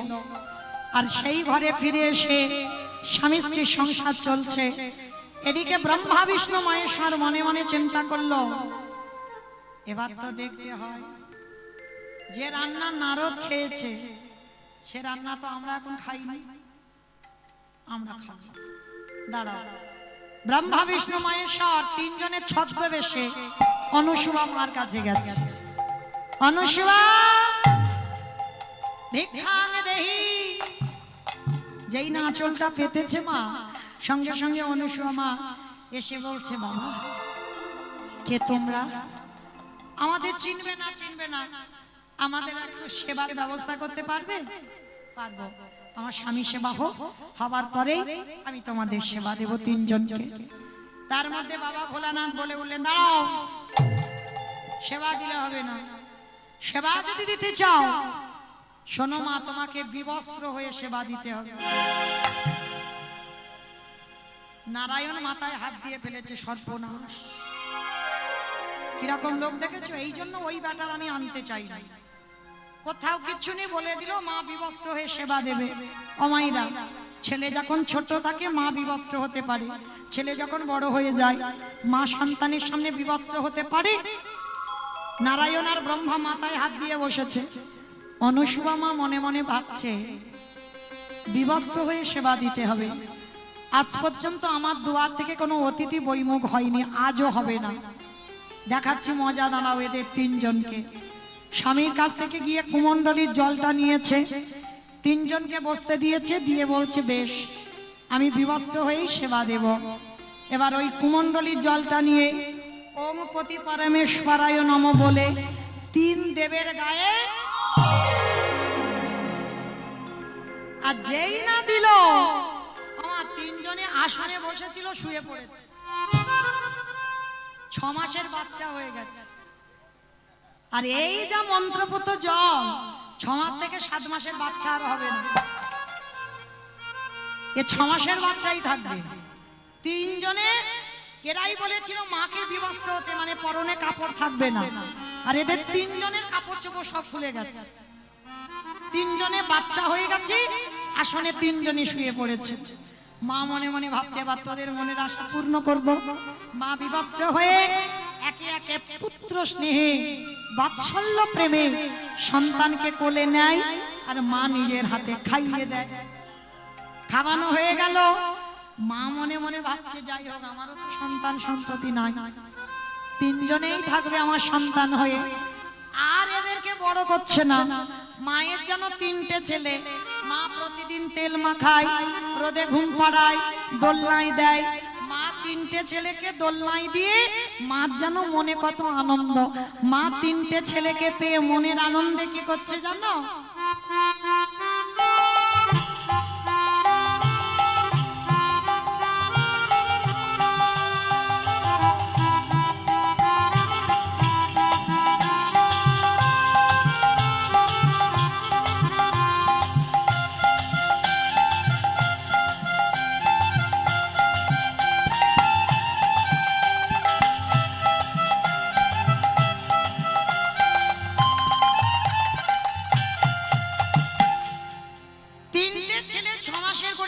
দোলনায় দিয়েছে, আর 3 দেব খিলখিল করে হাসছে। মনে মনে ভাবছে যাক বাবা, অনেকদিন পরে একটু আরামে আছি। তো খেতে দেয় না, শুতে দেয় না, বসতে দেয় না, অহর্নিশি নারায়ণ নারায়ণ নারায়ণ। হ্যাঁ বাবা ভালো হয়েছে, আমি কটা দিন মার কাছে একটু আদর যত্নে থাকবো, আর আমি কোথাও যাব না। 1 সপ্তাহ হয়ে গেল অনুসুয়া মার কাছে রয়ে গেছে। আর এদিকে 3 দেবী তো ছটফট করছে। নারদ, অনারদ বাবা, হ্যাঁ রে 1 সপ্তাহ হয়ে গেল প্রভুদের খোঁজ খবর পাচ্ছি না। হ্যাঁ রে কোথায় গেল জানিস বাবা? আমার চাকরি পেয়েছে গো মা। চাকরি পেয়েছে? কি চাকরি পেয়েছে? মরতে খাওয়া দাওয়ার চাকরি। মরতে নাকি খাওয়া দাওয়ার চাকরি? বলে খাওয়া দাওয়ার চাকরি পেয়েছে, বলে কোথায়? বলে সেইটা তো আমি বলতে পারবো না মা, কিন্তু ভগবান একটা চাকরি পেয়েছে এইটুকু আমি জানি। 3 দেবী আলোচনায় বসেছে। হ্যাঁ রে দিদি, যেতে কোথায় পারে বলতে পারিস? এবার 3 জনে আলোচনায় বসে মনে মনে চিন্তা করছে তাহলে কোথায় যেতে পারে, কোথায় যেতে পারে। চিন্তা করতে করতে মনে পড়েছে অনুসুয়ার কথা। মনে হচ্ছে 3 জনে ওই বেটা ওখানেই গেছে। ওই যে নারদ বলেছিল খুব ভালো রান্না করে, আর একটু বাবা ভোলানাথের একটু খাবার লোভ লালসা রয়েছে। দাঁড়াও আমি দেখছি। এইবার 3 দেব 1 সপ্তাহ আগে গেছে, আর 3 দেবীর ছদ্মবেশে 1 সপ্তাহ পরে যাচ্ছে অনুসুয়ার বাড়ি। মা ভিক্ষাং দেহি। আমা এরা কি ভিক্ষে করতে গেছে? না ভিক্ষায় গেছে, না খেতে গেছে, ও তো স্বামীদের খুঁজতে গেছে। আর স্বামীরা যে বাচ্চা হয়ে গেছে এরা তো জানে না। এইবার অনুসুয়া মার বাড়িতে প্রবেশ করেছে, আর প্রবেশ করে শুধু চারদিকে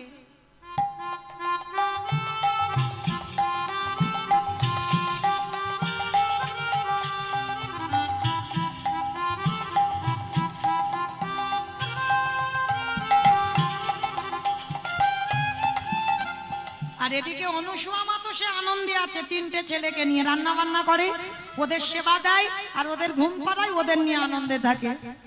তা 3 দেবী অনুসূয়া মার কাছে বলছে, ও মামা কটা দিন তোমার বাড়িতে থাকতে দেবে? বলে কটা দিন কেন, যতদিন ইচ্ছা থাকো, আমি স্বামী সেবা দেব, তারপরে তোমাদের সেবা। এর আগে কিন্তু তোমরা যেন বায়না করো না যে আগে খাবো, আগে আমার পতি সেবা হবে। ঠিক আছে মা, তুমি পতি সেবা করো। এইবার অনুসূয়া মা স্বামী সেবা দিয়ে এদেরকে সেবা দেয়, 3টে বাচ্চাকে খেতে দেয়। আর দোলনায় এরা 3 জনে আছে, 3 দেবী কি করেছে, দোলনার কাছে গেছে। বলে দেখি তো একবার।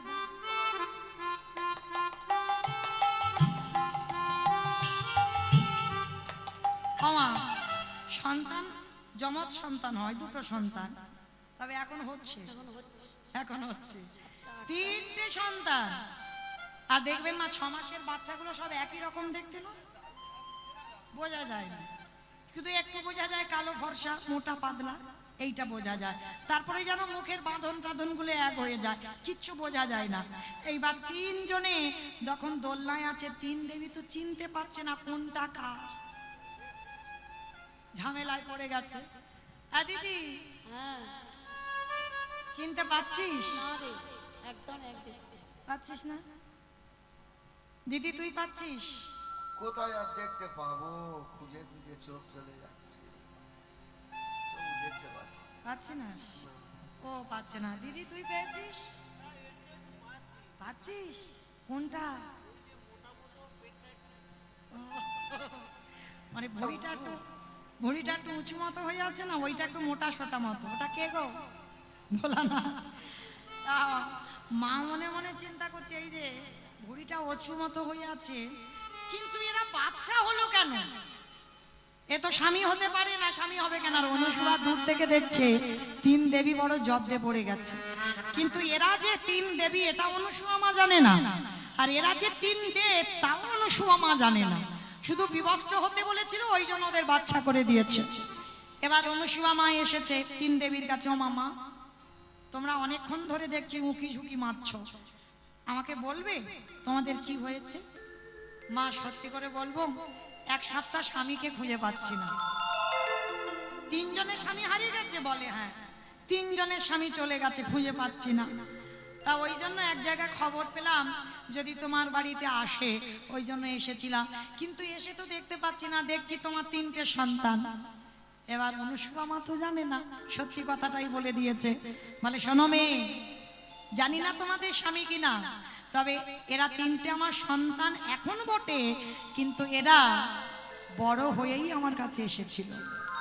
কিন্তু তোমরা জানো এরা 3 জনে আমাকে বিবস্ত্র হয়ে সেবা পেতে চেয়েছে আমার কাছে, ওই জন্য আমি মা হয়ে, ওরা অত বড় সন্তান, ওদের সামনে বিবস্ত্র হব কি করে, ওই জন্য কুমণ্ডলীর জল দিয়ে ওদের বাচ্চা করে দিয়েছি। চমকে উঠেছে মা দুর্গা, তুমি ওদের বাচ্চা করে দিয়েছো? তাহলে আবার বড় করে দাও দেখি, ও আমাদের মানুষ কিনা নাকি অন্যজন এসেছে, বুঝতে পারছি না তো। ঠিক আছে তোমরা চিন্তা করো না, দেখছি দাঁড়া। কুমণ্ডলীর জলটা নিয়ে ওম পতি পরমেশ্বরায় নমঃ বলে 3 জনের গায়ে ছিটিয়ে দিয়েছে।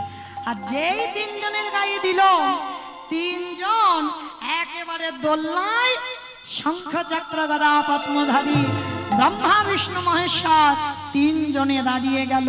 নিতাই গৌর হরি বল হরি বল হরি বল। যেই না দাঁড়িয়ে গেল, অনুসূয়া মা চমকে, ঠাকুর ঠাকুর আমি বুঝতে পারিনি, আমার ভুল হয়ে গেছে, তুমি ক্ষমা করে দাও। তোমরা 3 জনে যে এসেছো আমি জানবো কি করে?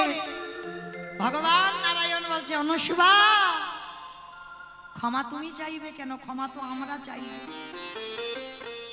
সত্যি তুমি সতী, শুধু সতী বলা ভুল হবে, সত্যি তুমি মহাসতী অনুসূয়া। আজকের তোমার সতীত্বের পরীক্ষা নিতে গিয়ে তুমিও জয়ী হয়ে গেলে, ক্ষমা করে দাও মা, ক্ষমা করে দাও। আর আমরা 3 জনে কথা দিলাম, এই যে তোমার কাছ থেকে মাতৃ স্নেহ আমরা পেলাম, আমরা কথা দিলাম 3 জনে দ্বিতীয় কলেবর হয়ে তোমার সন্তান হয়ে জন্ম নেব। আর ব্রহ্মা বিষ্ণু মহেশ্বর 3 দেব অনুসূয়ার সন্তান হয়ে জন্ম নিল। এই যে বৈকুণ্ঠপতি নারায়ণ হয়েছিল কে জানেন কি? বলবো, ব্রহ্মা হলো চন্দ্রদেব, আর বাবা ভোলানাথ হলো দুর্বাসা মুনি, আর নারায়ণ হলেন দত্তাত্রেয় ঋষি। তিন দেব দ্বিতীয় কলেবর হয়ে অনুসুবার গর্ভে সন্তান রূপে জন্ম নিয়েছিল। এইবার তিন দেবীর কাছে চরণ ধরে চরণ তলে বসেছে অনুসুবা, তোমরা কে? সঙ্গে সঙ্গে নিজ রূপে এলো অনুসুয়া। মা কেঁদে উঠল, মা আমি কত বড় অপরাধ করেছি, কত বড় ভুল করেছি, ক্ষমা করে দাও। জগৎজননী মা দুর্গা বললেন, অনুসুবা আমরা স্বর্গের দেবী হতে পারি, কিন্তু আজ তোমার কাছে আমরা তিন দেবী নত, আর নত হয়ে তোমাকে প্রণাম জানালাম। সত্যি তুমি কোনো দেবী না হয়েও সামান্য পতি সেবা করে তুমি যে জ্ঞান অর্জন করেছ, সে জ্ঞান সে চৈতন্য আমরা দেবী হয়ে অর্জন করতে পারলাম না। তাই আমি আশীর্বাদ দিলাম, আজকে থেকে তুমি মর্তের মাটিতে মহাসতী অনুসুয়া। পিতাই গৌর হরি হরি বল, হরি বল। মায়েরা এইবার তিন দেবী আর তিন দেব যেই না দাঁড়িয়ে গেছে, সঙ্গে সঙ্গে এসে গেছে সর্বঘাটের কাঁটালি বলা, নারায়ণ নারায়ণ নারায়ণ। অনুসুয়া আমারে চিনতে পারছিস? কে তুমি? তো নারো বলে, আমি তো গিয়েছিলাম তোর কাছে প্রসাদ পেতে আর আশীর্বাদ দিয়েছিলাম, মনে আছে? তিন দেবকে তুই তোর ঘরে বন্দি করে রাখবি। আমি সেই নারো। নারো তুমি তুমি গিয়েছিলে আমার ঘরে, ক্ষমা করে দাও যদি সেবাই কোনো অপরাধ করে থাকি। না মা অনুসুবা, অপরাধ তো নয়, আমি সারা মর্তে ঘুরে ঘুরে তোর মতো নারীকে খুঁজে বের করেছি। তাহলে মায়েরা আজকে লীলা শুনে বুঝলাম কি না, প্রকৃত যদি পতি সেবা করতে পারে একনিষ্ঠ ভাবে, যদি একনিষ্ঠ ভাবে স্বামীর আজ্ঞা পালন করা যায়, স্বামীকে ভক্তি ভরে ভালোবাসা যায়, তাহলে তোমরাও হবে মহাসতী। প্রথমেই বলেছি সতী তারাই হয়, কৃষ্ণ সেবা করতে হবে আর এদিকে স্বামী সেবা করতে হবে। এই দুই পতিকে ঠিক ঠিক সেবা করলে জগতে তারাই হবে সতী নারী। নিতাই গৌর প্রেমানন্দে। তো আজকে লক্ষ্য করেন, যেই না তিন দেব তিন দেবী নারদ দাঁড়িয়েছে, ভগবান বললেন, অনুসুবা আর কি চাও বলো আমার কাছে? অনুসুবা এখনো সেই একটাই চাওয়া, হে ঠাকুর দিতে যদি হয় একটাই বস্তু দাও, আমার অন্তিম সময় পর্যন্ত যেন আমি পতি চরণ সেবা করতে পারি। আরে বাবা মা ওটা তো তোমার আছে, আর কিছু চাও? বলে না ঠাকুর আর কিছু চাবার নেই। পত্রিমুনি ছুটে এসেছে, প্রভু সেই যদি কৃপা করে হতভাগার দুয়ারে এলে একবার যুগল খুঁয়ে দাঁড়াও। ব্রহ্মা বিষ্ণু মহেশ্বর, মা লক্ষ্মী, মা দুর্গা, মা সাবিত্রী, নারদ সবাই যে যার যুগল হয়ে দাঁড়ালেন, আর যুগল পাদ পদ্মে অনুসুয়া পত্রিমুনি নয়ন ভরে দর্শন করলেন। স্বামীর বামে স্বামীর বামে স্বামীর বামে দাঁড়াইল নবীন কিশোর। ও স্বামীর বামে দাঁড়াইল নবীন কিশোরী। ও স্বামীর বামে দাঁড়াইল নবীন কিশোর। ললিতা বিশাখা নদী তত সহচরী গো, তত সহচরী। আমা এখনো বসে থাকবে? কটা বাজে দেখো, পৌনে একটা। তোলো দেখি হাত সবাই একবার।